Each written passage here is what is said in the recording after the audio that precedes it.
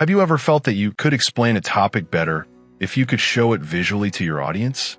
Whether you're brainstorming ideas, teaching a class, or just want a fun way to collaborate, setting it up is super easy.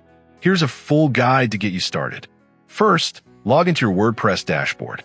Click on Plugins, and then select Add New.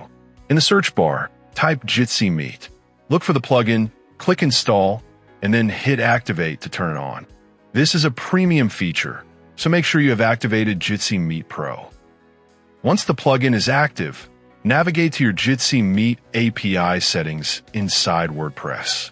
Make sure you're using JAS 8x8 or a self-hosted API, because the whiteboard feature won't work with a free Jitsi Meet API. Then, head over to the configurations. Scroll through the settings until you find the Enable Whiteboard option. Make sure to toggle it on. This is what powers the collaborative whiteboard feature during your meetings. After that, it's time to create your meeting. Go to the Create New Meeting section. While setting up the meeting details, take a moment to double-check that the whiteboard option is enabled in the settings. Once everything looks good, click Publish to save and create your meeting.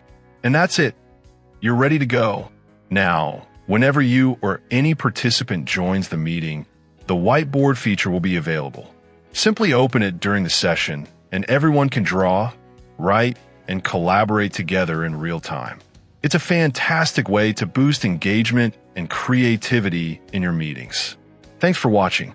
If you found this tutorial helpful, don't forget to hit the like button and subscribe for more easy WordPress and Jitsi Meet tips.